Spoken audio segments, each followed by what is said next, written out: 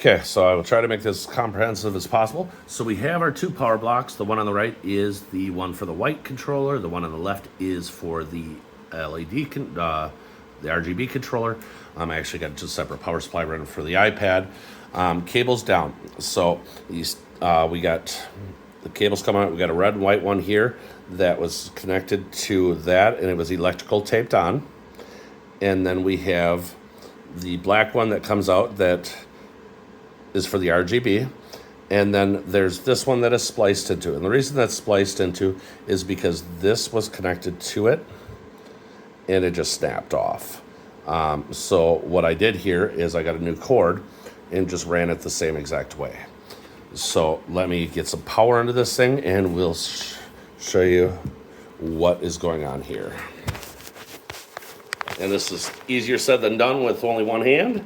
So power into the white one, power into the RGB one,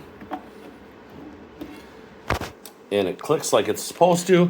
And this is the normal startup that it always did before. So great sign to start with. Okay, awesome. I have snap back up. As of right now, so the dial, if I turn the dial, I have nothing at all. So nothing going on there. Go LED controller.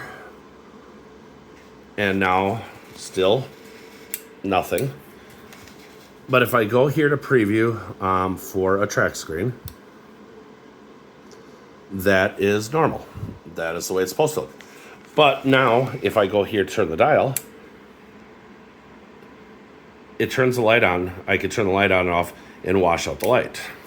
Okay. Interacting, same thing, reacts the way it's supposed to. Same here, same situation, washes it out. Now if I go to solid color,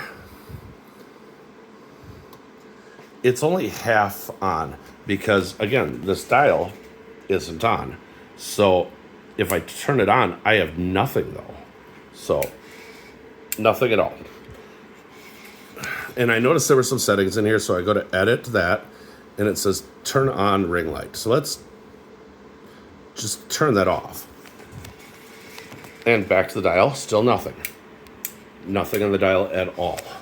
So it's like it's backwards, and when this should be turning on the ring light for the rest of the bright white, it's not turning it on, but for the other ones it is.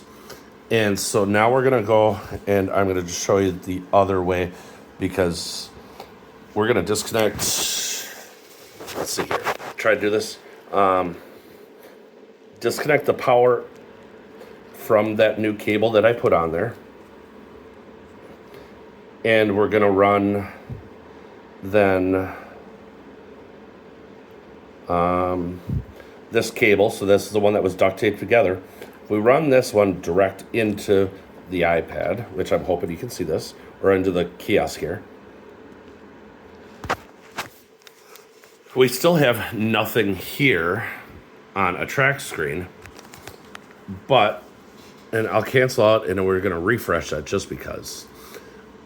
Now if we go preview,